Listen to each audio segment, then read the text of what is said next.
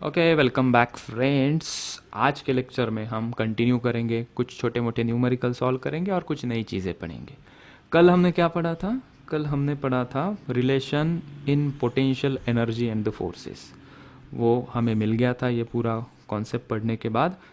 ये वाला फोर्स और पोटेंशियल एनर्जी का रिलेशन हमें मिला था। Force is equals to minus D U by D X into I cap. ठीक है, आई कैप क्या था? उसका डायरेक्शन था, एक्स डायरेक्शन में ये चल रहा है इसलिए आई कैप लिखा। माइनस साइन क्या इंडिकेट कर रहा है? जब फोर्स लगाएंगे तो potential energy with respect to position decrease होती है। ठीक है, इसका एक न्यूमेरिकल करते हैं। तो एक न्यूमेरिकल मैंने यहाँ पे बनाया है। Question number 1, in a region potential energy of a particle of mass 4 kg, potential energy of a particle of mass 4 kg depends on its x coordinate as। So potential energy वो particle की दी है, x coordinate के ऊपर depend करती है, मतलब ये simply x direction में चेंज होने वाली उसकी पोटेंशियल एनर्जी है। 5x³ + 4x + 7। और पूछते क्या है? Find the acceleration of the particle at a position 2,4। तो इस क्वेश्चन को करेंगे कैसे? पोटेंशियल एनर्जी दी है और एक्सेलरेशन पूछ रहे हैं, तो पहले फोर्स निकालेंगे। फोर्स आ गया तो एक्सेलरेशन आना कोई बड़ी बात नहीं है। तो एज वी नो, अभी के पिछले स्लाइड से हमने एक फॉर्मूला निकाला, F = -du/dx, और हमारे पास u है, तो u से du/dx कैसे मिलता है?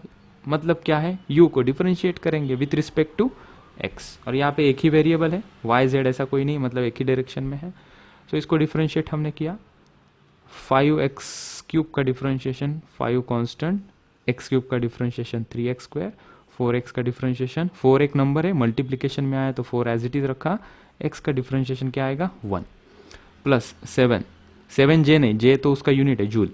सो 7 इज अ कांस्टेंट नंबर और कांस्टेंट अकेला आता है तो उसका डिफरेंशिएशन 0। तो इसको सिंप्लीफाई किया, 15x² + 4 आया। हमें ये पोजीशन में उसके ऊपर कितना एक्सेलरेशन हो रहा है ये फाइंड आउट करना था। 2,4 पोजीशन मतलब क्या? कोऑर्डिनेट एक्सिस में 2 पहला नंबर क्या होता है? एक्स कोऑर्डिनेट, दूसरा नंबर क्या होता है? Y coordinate.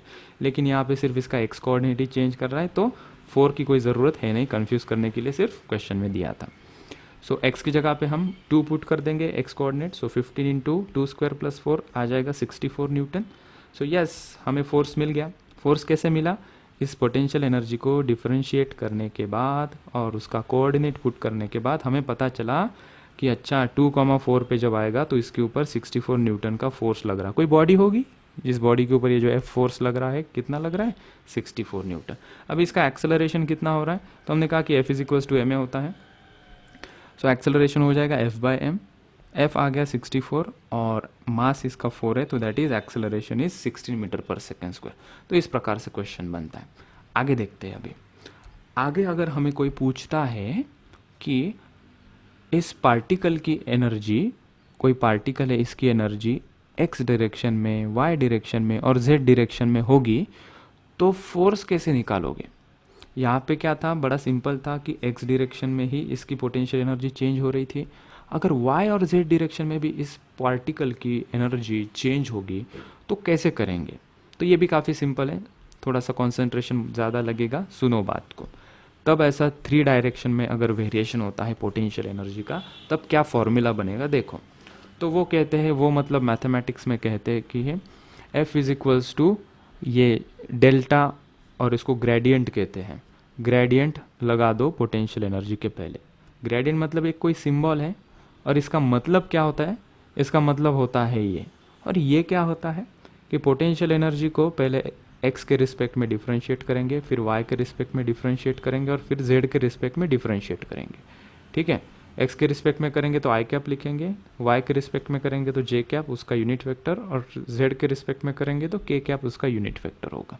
ठीक है, तो ये वाली टर्म शॉर्ट में लिखने के लिए हमने एक सिंबल यूज़ किया, उल्टा वाला ट्रायंगल, उसको हमने ग्रेडियंट नाम दे दिया। ठीक है, माइनस तो पहले से हमें पता है, पोटेंशियल एनर्जी डिक्रीज होती है जब फोर्स लगता है, तो माइनस की कोई चिंता नहीं हमें। पोटेंशियल एनर्जी भी पता है हमें।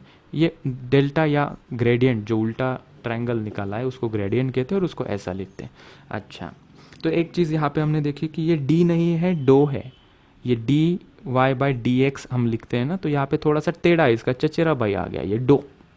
डो मतलब क्या? थोड़ा टेढ़ा होता है। ये टेढ़ा मतलब क्या? थोड़ा सा स्लाइड चेंज होता है जब हम इसको नॉर्मल से डिफरेंशिएशन जैसा करते हैं, तब थोड़ा स्लाइड इसमें चेंज होता है।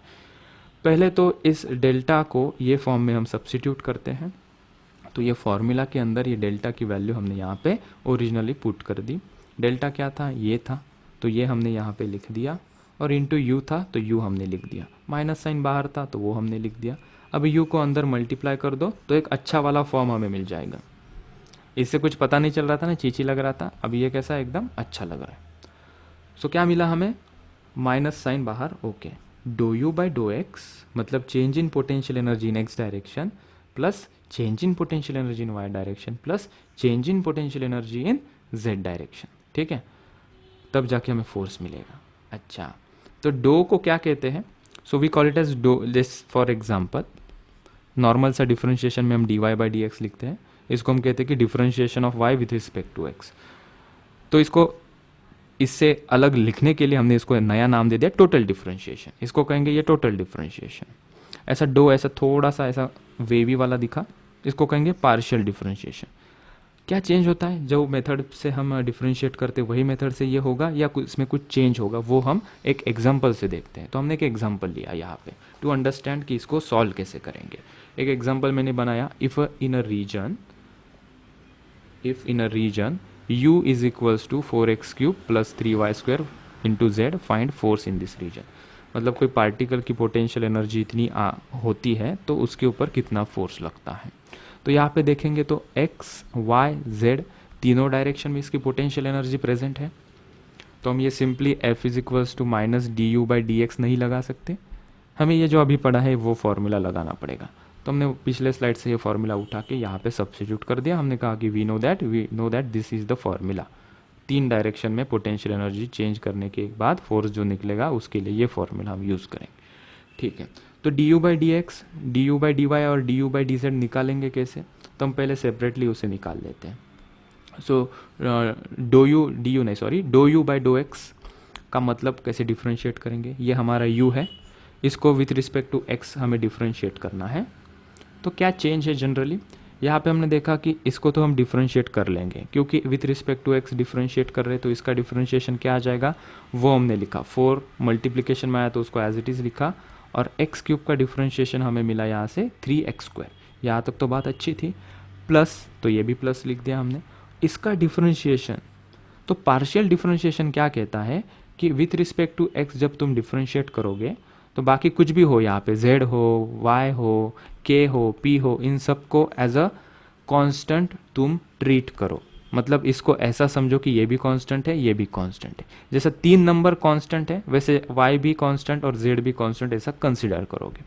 अच्छा, ये पूरी की पूरी टर्म क्या हो गई अभी कांस्टेंट हो गई, किसके लिए, do U by do X के लिए।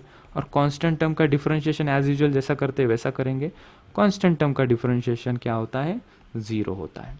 ओके, तो हमने यहाँ पे लिख दिया 0 होता है। And to understand you clearly, ये मैंने नोट लिख के भी दिया, here we are doing partial differentiation with respect to X, and while doing so we treat other variables, X को छोड़ के जो भी वेरिएबल्स आएंगे वाई एंड जेड, उसको हम क्या ट्रीट करेंगे, कांस्टेंट ट्रीट करेंगे। तो ये कॉन्सेप्ट समझ के हम do U by do Y हम निकालने की कोशिश करते हैं। So do U by do Y में हमने y के रिस्पेक्ट में डिफरेंशिएट करना है। तो जब y के रिस्पेक्ट में डिफरेंशिएट करेंगे तो x और z ये हमारे लिए क्या हो जाएंगे, कांस्टेंट हो जाएंगे। तो 4x क्यूब ये पूरी इकट्ठा टर्म कांस्टेंट है, तो उसका डिफरेंशिएशन हमने क्या लिया, 0 ले लिया। बीच में साइन प्लस था, वो साइन हमने प्लस दे दिया।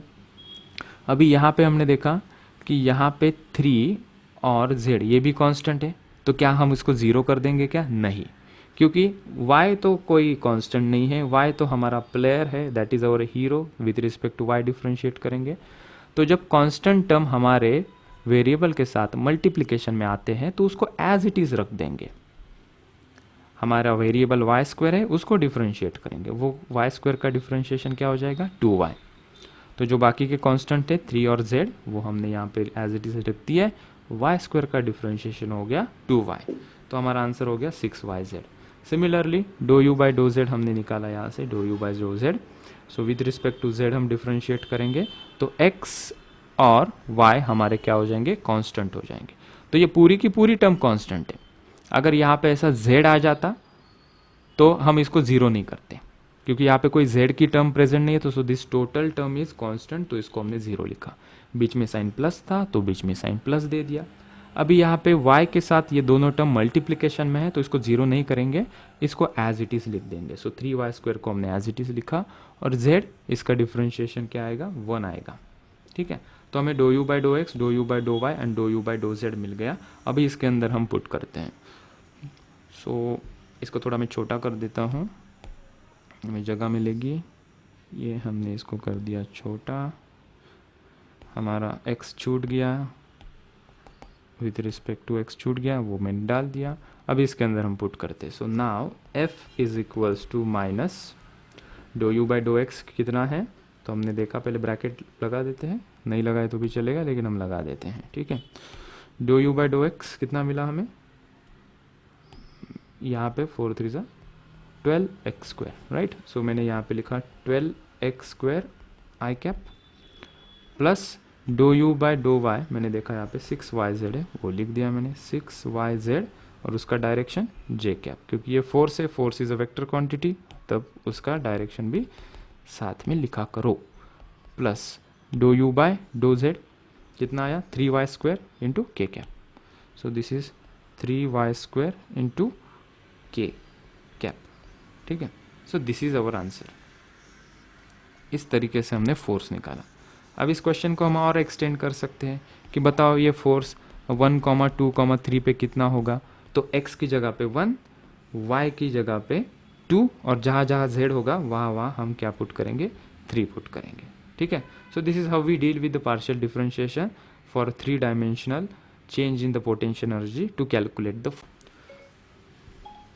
सो if I extend this question, if I ask कि अभी फोर्स निकालो एट अ पोजिशन 1, 2, 4, तो ये जो हमारा आया है फोर्स, जो हमने अभी ये निकाल के इसके अंदर सब्स्टिट्यूट कर दिया, तो x की जगह पे 1 पुट करेंगे, y की जगह पे 2, और जहाँ जहाँ z है वहाँ पे हम 4 पुट करेंगे। सो x² की जगह पे 1², y की जगह पे 2, z की जगह पे 4, और ये y² की जगह पे 2² फ्रॉम हियर। इसको हमने सॉल्व किया। So we got -12 I cap, -48 J cap, -12 K cap. इसका मैग्नीट्यूड निकालने के लिए अंडर रूट ऑफ इसका कोएफिशिएंट का स्क्वायर, इसके कोएफिशिएंट का स्क्वायर, प्लस इसके कोएफिशिएंट का स्क्वायर, एंड जो आंसर आएगा तुम यहाँ पे कैलकुलेट करके लिख लेना।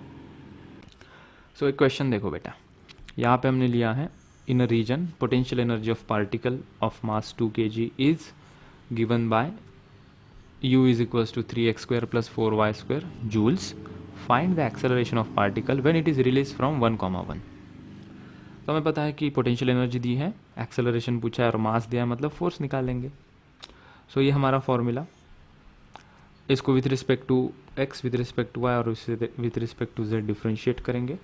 तो हम सेपरेटली निकाल लेते हैं, बिगिनिंग स्टेज पे है तो हम सेपरेटली कर लेंगे, और जैसे प्रैक्टिस आ जाएगी तो ये फिर ये 30 सेकेंड का क्वेश्चन हो जाएगा। ठीक है, so do u by do X, with respect to X इसे डिफ्रेंशिएट करेंगे तो 3x² का डिफ्रेंशिएशन आ जाएगा 3 साइड में, x² का डिफ्रेंशिएशन 2x, 4y² का डिफ्रेंशिएशन 0 आ जाएगा, क्योंकि हम with respect to x differentiate करेंगे तो बाकी के x छोड़ के जो भी वेरिएबल्स आएंगे उसका डिफ्रेंशिएशन टोटली 0।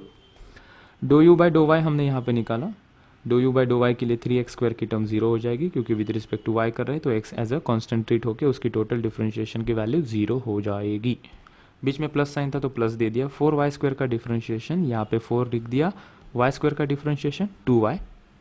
ऑलराइट, फिर do u by do z हमने देखा कि ये विथ रिस्पेक्ट टू y करेंगे तो यहाँ पे x है तो इसका डिफरेंशिएशन 0, यहाँ पे y है, हम विथ रिस्पेक्ट टू z कर रहे हैं तो इसका भी डिफरेंशिएशन 0 हो जाएगा। यहाँ पे कोई z की टर्म नहीं तो उसका भी डिफरेंशिएशन 0, यहाँ पे भी कोई z की टर्म नहीं तो इसका भी डिफरेंशिएशन 0, क्योंकि हम with respect to z differentiate करना चाहते थे। ओके, अभी हम इस फॉर्मूला में ये सभी नंबर्स पुट कर देंगे। सो ये आ जाएगा माइनस साइन तो बाहर माइनस साइन, ये आई कैप तो ये आई कैप, ये जे कैप तो ये जे कैप, ये के कैप तो ये के कैप। ठीक है, और do u by do X कितना है, ये 3 into 2x that is 6x, do u by do Y कितना है, that is 4 into 2 8y, and do u by do z वो तो ZERO 0 है। ठीक है, तो इसको सिंप्लीफाई किया हमने, ये टर्म काट दी हमने, ये आ जाएगा x की वैल्यू हमने पुट की 1, क्योंकि 1, 1 पे पूछा था, y की वैल्यू भी 1 पुट करेंगे। सो x इज़ 1, y इज़ 1, तो x और y की जगह पे 1 पुट कर दिया। 2 होता तो 2 पुट करते, 3 होता तो 3 पुट करते, जो गिवन कोऑर्डिनेट होते वो x और y की जगह पे हम पुट करते। पुट करने के बाद और ये ब्रैकेट सॉल्व करने के बाद ये आ जाएगा -6i -8j। इसका मैग्नीट्यूड अंडर रूट ऑफ इसका कोएफिशिएंट का स्क्वायर प्लस इसका कोएफिशिएंट का square, that is 10 Newton. Acceleration पूछा है तो F = m से एक्सेलरेशन आ जाएगा F/m, F is 10, mass is 2, acceleration is 5 meter per second square is the answer to this question।